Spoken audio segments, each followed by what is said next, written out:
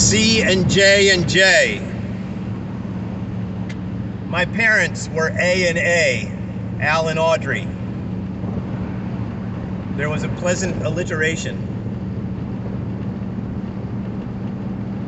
It is the same with Jeff and Jane. C&J&J. In a former season of my life, we were all very much friends. Chris and Jeff and Jane, and Bill and Tori.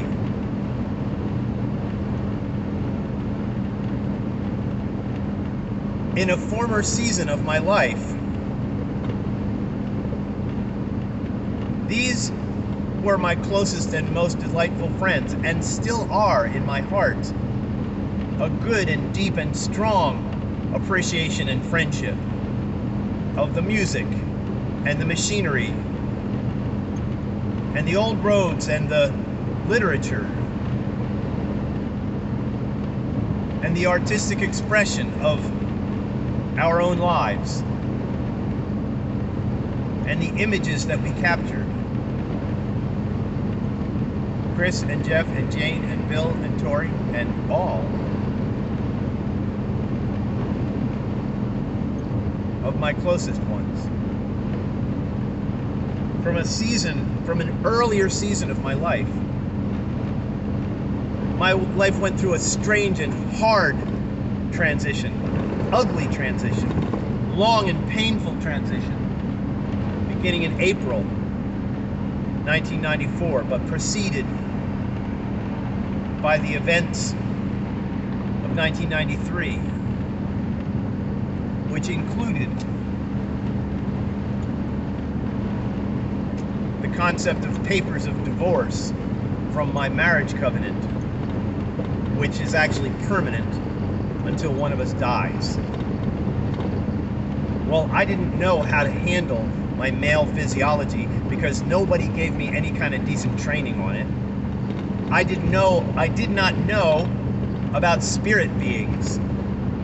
I did not understand the powers of spirit beings over human behavior, and the fact of many of the worst negative powers do not actually depart from the human being for a lifetime, but rather one of the most important psychological points in the accounts of the first set of peoples to receive the supernatural powers of Jesus of Nazareth. Jesus of Nazareth put his supernatural powers on ordinary people, freaking rough, tough commercial fishermen who are not scribes and intellectuals and highfalutin spiritual characters. They're just ordinary, tough, hard-working, realistic people. He put his powers on those guys and their families. In the writings of those peoples, and especially the writings of the super rabbi, super Jew scribe that was not even selected until Yeshua went back into the spirit realm. Yeshua went back into the spirit realm, and then he arrested basically a guy who was caught up in a spiritual hate program, hate and killing program, us and them program. And that Rabbi Saul, Rav Shaul, also known as the Apostle Paul, who was the most humble of all of the selected disciples because he had been killing the followers of Yeshua. He had been killing them because he was in a state of spiritual pride and envy, because he's trying to get converts to Judaism, and he sees these people getting more converts than he was, and so he was furious at them. How dare they be against God and the covenant of Moses? So this guy, who has written most of the New Testament supernaturally, guided by spirit, the most important psychological point, me, the guy with the child psychologist daddy, and the juvenile psych nurse mommy, the most important point, 2 Corinthians chapter 12. The super rabbi, Rav Shaul, is saying, I have a demon. I have a negative part of my character that is actually an invisible person that controls my mind, my emotions, and my willpower from time to time when I am lazy or weak, or when I'm challenged or stressed, or when I'm prideful and I'm angry that someone else is making a better performance than me. I want to put on a better show, and I get angry that my show is not as respected and that is not getting as many results. There was a spirit of spiritual pride and envy on Rav Shaul, and I discovered that by studying the writings of Clement of Alexandria. Clement of Alexandria, in the year 100 something, he sold everything he had. He was a person of an estate, a stature. He sold everything just to travel to all of the places where the 12 followers of Christ last lived. And he went to get information directly from the people who had learned from the 12 disciples. So Clement of Alexandria was a researcher like me.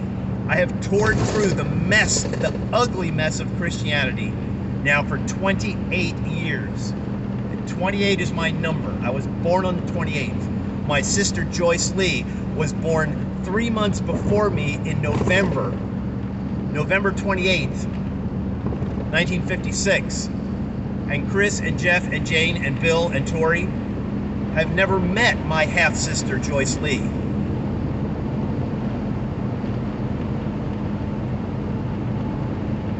You just look up Joyce Lee Bowden. Joyce, L-E-I-G-H-B-O-W-D-E-N. And I believe it's Moon Caravan Records. That is her performance space.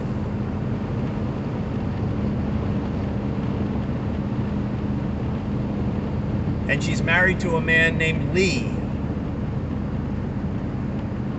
Kirby, K-I-R-B-Y. And it's no little coincidence that my brother Austin is Bowden Kirby. And my sister is also Bowden Kirby. There's something very peculiar and wonderful about this thing. I have had all these experiences since I've been precious friends to Chris and Jeff and Jane and Bill and Tori.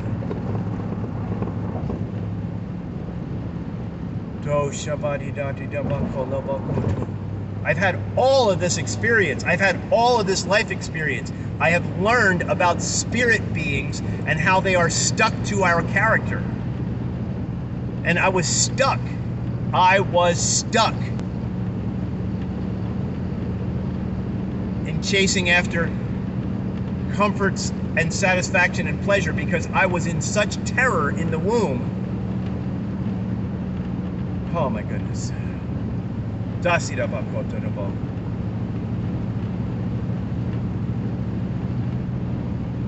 And I don't dislike anybody for their troubling spirits and their characteristics, but I want you to think with me. Listen.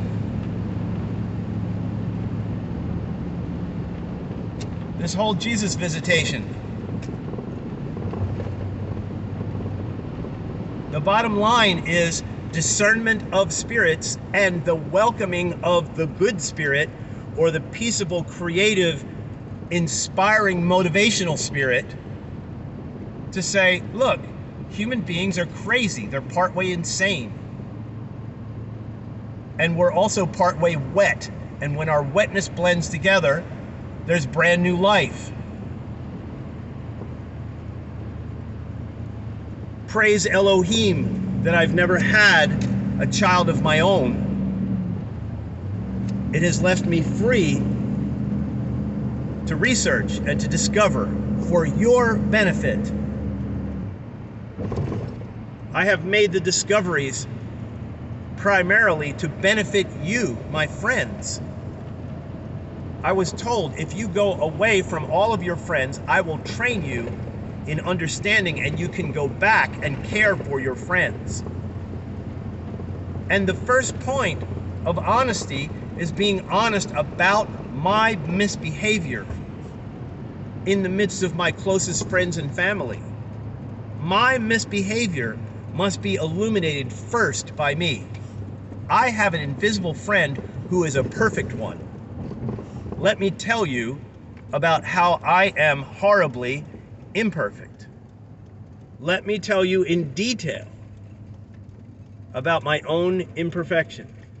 I'm going past a homeless camp right now, and a handful of homeless peoples in Louisville, Kentucky. Ooh. Ah. Oh man. And the world powers want to execute these people. The world powers want these people's lives to end. Alright, I need to get to a dialysis clinic. And I'm trying to communicate at the same time. But I want to tell you that I wish to describe my weaknesses. I wish to describe that when I was 6 years old, the spirit of sexual comforts and pleasures, justifying sexual comforts and pleasures as an escape from the sadness of this world, was a power that was over me, justifying negative behavior because you feel so sad and so terrible. Justifying negative behavior because you feel so sad and so terrible. These are the ways that the spirit beings come in. Other spirit beings justify anger and hatred and fury and breaking relationship with people. Other spirits cause us to chase after the emotional feelings in music, even music that carries hatred, in anger towards people, in separations from people, and chemicals, sorcery, using chemicals to fool around with the body mechanics. Troubles of all sorts afflict us human beings because of different reasons and different purposes. In our youth, we were under certain types of affliction. One child had 7 or 8 brothers and sisters, and they were all very messy. And that certain child put all of their shoes in a row and say, "Don't touch my stuff." And that person develops into an administrator. But that person tends not to have mercy on people who are not so precise. That person tends to be negative towards people who are slightly disorderly. But those slightly disorderly people may be more merciful and caring and tender toward the puppy dog and the kitty cat and the suffering child. But they may be disorderly. There are all of these different elements to characteristics. Okay? Do a search on Romans 12 and read Romans 12 out loud in a handful of different versions. Those 7 service gifts are of all the people in the tribe. Some people are just exhorters. Some people are teachers and information givers. Some people are service people. They constantly want to make sure that they're serving. Some other people are administrators and overseers and managers, and they're good at it. And other people are givers. They're people with an estate, with a cash flow that has the ability to just lay some gifts and some financial supply on people. And then there's mercy people. People who just tend to have mercy on suffering others. All of these points, there's 7 of them. All of these points are in all the human beings in the tribe. And people are certain types. And we fit together like a hand in a glove. And we're called together to be kind and compassionate and understanding. But we first understand the activities of the perfect one, the visitor, whose words and writings are just you know, they touch your heart. They challenge your behavior.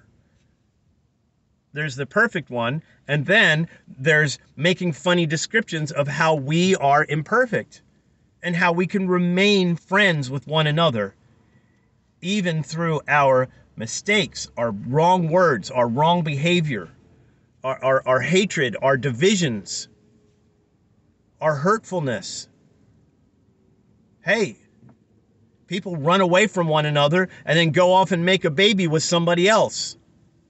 Does that mean that their marriage covenant has disappeared because they made a baby with somebody else? That's a good question. No one ever chit-chatted with me about that question. And the sweetest thing is, while I'm making this recording, I've driven up to Pink Petals. I've driven up to Pink Petals.